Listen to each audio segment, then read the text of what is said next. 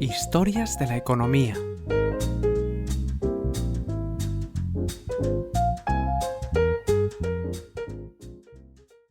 Episodio 196. El monopolio natural hundido por la ciencia y la campaña publicitaria más larga de la historia.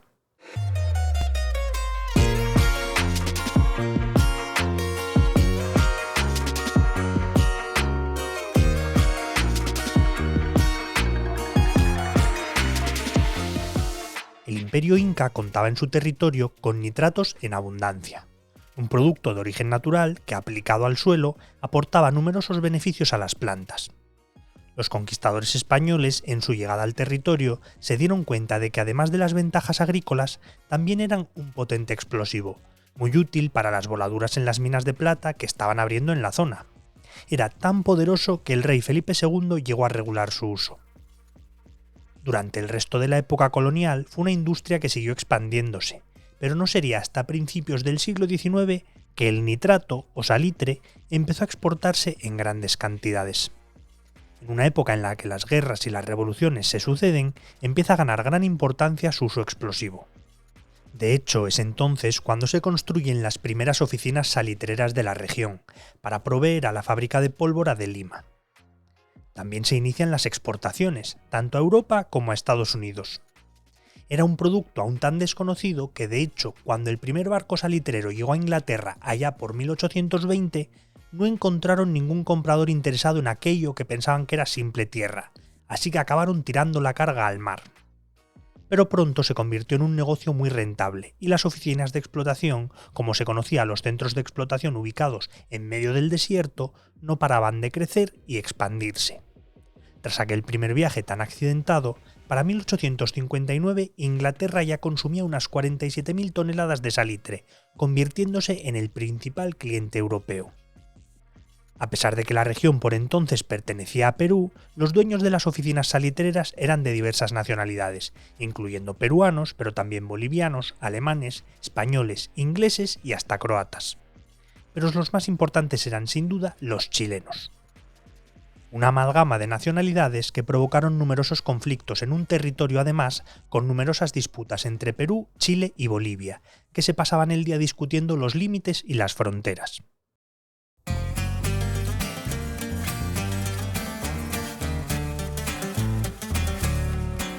La situación económica de los países era muy complicada, a pesar de los ingresos que lograban con la explotación de salitre, que ya era el producto más importante de la región.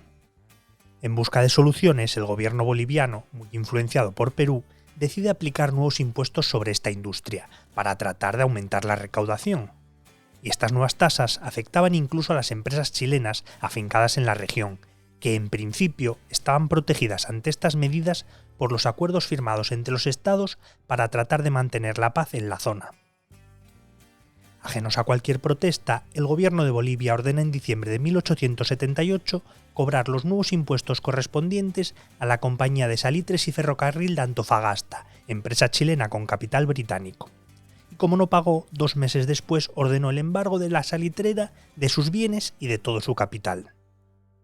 No se puede decir que este hecho fuera la causa principal, ni mucho menos la única, de la conocida como Guerra del Pacífico o Guerra del Salitre, que enfrentó a Chile con los aliados Perú y Bolivia, pero fue sin duda el desencadenante. Porque cuando las autoridades bolivianas decidieron ejecutar la orden, se encontraron con que las tropas chilenas habían tomado la región de Antofagasta, rompiendo los tratados de fronteras anteriores. Era una zona desértica, de difícil acceso, cuya principal entrada era desde el mar, así que Chile, la gran fuerza naval de la región, no tuvo problema para hacerse con su control. Ocupó varias regiones bolivianas en menos de un año, así que Bolivia decidió abandonar militarmente la guerra tan pronto como en 1880. Y tras varias victorias en batallas contra el ejército peruano, llegó a ocupar Lima, la capital del país.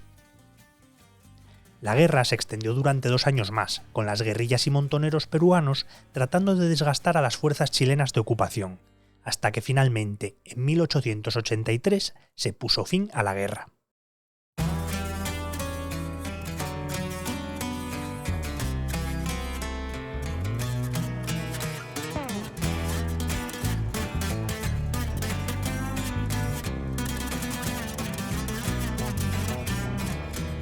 Como parte del acuerdo de paz, Chile extendió sus fronteras hacia el norte, haciéndose con el control de las regiones de Tarapacá y Antofagasta, principales zonas salitreras, y fue una revolución para la industria.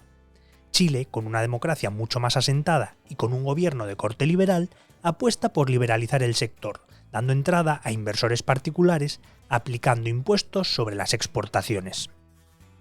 En un primer momento fueron empresarios ingleses los que se hicieron con la mayoría de oficinas de explotación de salitre, llegando a poseer el 70% de esta industria para 1890. Los ingleses jugaron un papel clave para iniciar la fiebre salitrera en el mundo, gracias a su inversión en innovación y desarrollo tecnológico que hizo más eficiente la industria y al desarrollo de campañas de promoción y marketing por todo el mundo que mantuvieron altos los niveles de consumo durante décadas. El problema es que la vida en las oficinas salitreras no era fácil. Los dueños eran extranjeros que en la mayoría de ocasiones jamás llegaban a pisar los campamentos. La gestión correspondía a los administradores, provenientes de la clase acomodada chilena, mientras que los obreros y sus mujeres trabajaban sin parar, en jornadas laborales extenuantes y con condiciones horribles, casi de semi-esclavitud. Era un trabajo con tasas de mortalidad enormes, donde no se aplicaban medidas de seguridad de ningún tipo en un entorno sofocante. El trabajo infantil era habitual, con cientos de niños de menos de 10 años desarrollando toda clase de labores. El aislamiento de estos campamentos también daba lugar a numerosos abusos. Los salarios eran rebajados sistemáticamente, dependiendo de la cotización del salitre en los mercados internacionales. Las cuotas por médico y botica, servicios que se aplicaban tarde y mal, eran arbitrarias, las multas constantes, y por si fuera poco, la única tienda disponible era la de la oficina, donde los precios eran abusivos ante la falta de competencia. Por mucho que sus sueldos, como les recordaban, fueran los más altos de todos los empleados del país, en realidad las condiciones eran horribles. Tanto que acabó desembocando en la huelga de 1890, con la que los trabajadores exigían una mejora de su situación. Sus demandas no fueron escuchadas y la tensión fue escalando durante años, hasta la huelga general de 1907, que terminó abruptamente con la matanza de Santa María, en la que asesinaron a cientos de trabajadores.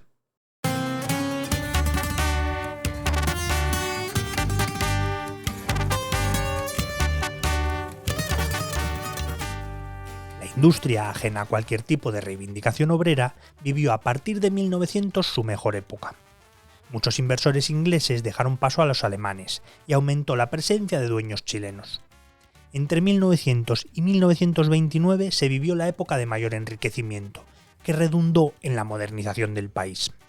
Los beneficios obtenidos con las exportaciones de nitrato permitieron, por ejemplo, abolir otro tipo de impuestos, pero también financiar importantes obras públicas como el desarrollo de la línea férrea, el alcantarillado y otras mejoras en las ciudades como la introducción de los tranvías, los teléfonos o la pavimentación de las calles. Y también permitió aumentar el tamaño del Estado con el incremento del número de funcionarios.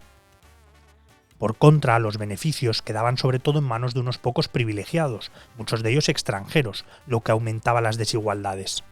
Además, muy dependientes de un solo producto y a pesar de los recursos disponibles, Chile fue incapaz de desarrollar una industria nacional sólida.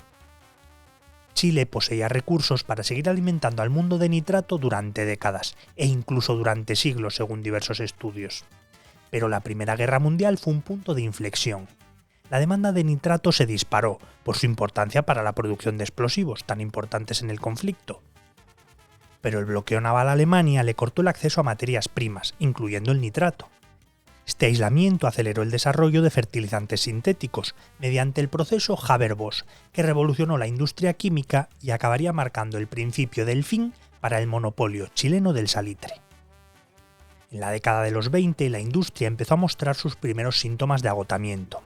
La demanda empezó a frenarse, muchas oficinas salitreras empezaron a cerrar, y para finales de la década muchos ya se habían dado cuenta de que el ciclo estaba agotado. La crisis económica provocada por el crack del 29 puso el último clavo en el ataúd del nitrato de Chile.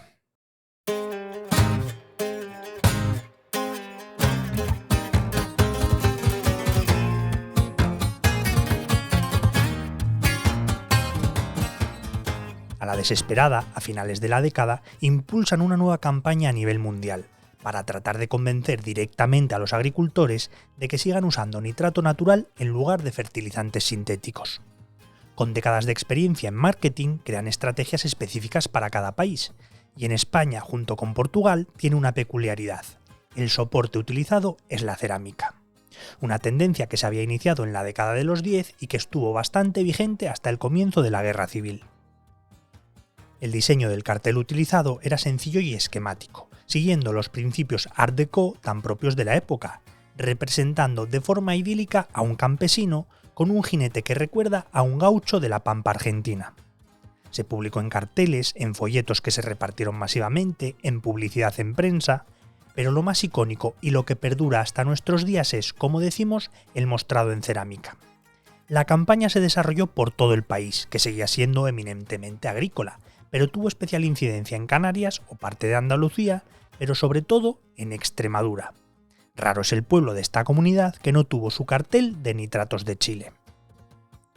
El diseño es obra de Adolfo López Durán, un estudiante de arquitectura, y fueron fabricados en los talleres de cerámica valenciana de Ramón Castelló. Los carteles se ubicaban a las entradas y salidas de los pueblos, pero también en plazas céntricas, en edificios destacados, en plazas de toros y en ocasiones hasta en iglesias.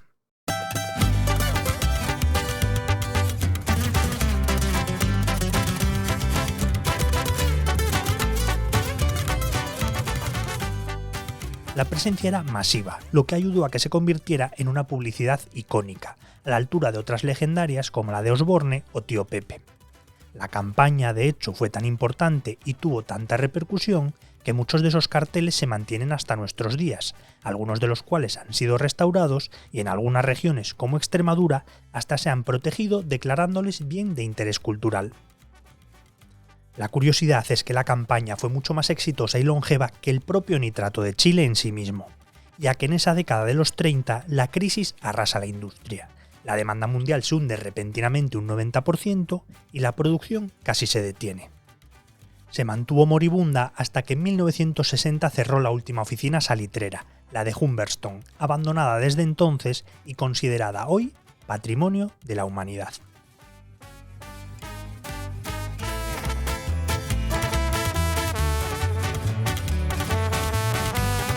Este capítulo es idea de Francisco Sánchez, al que se le ocurrió tras ver un cartel de nitratos de Chile durante un reciente viaje a La Palma.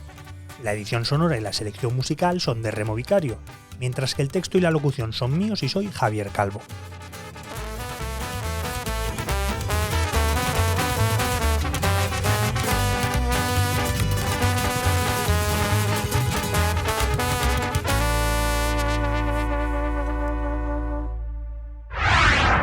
El Economista Podcast.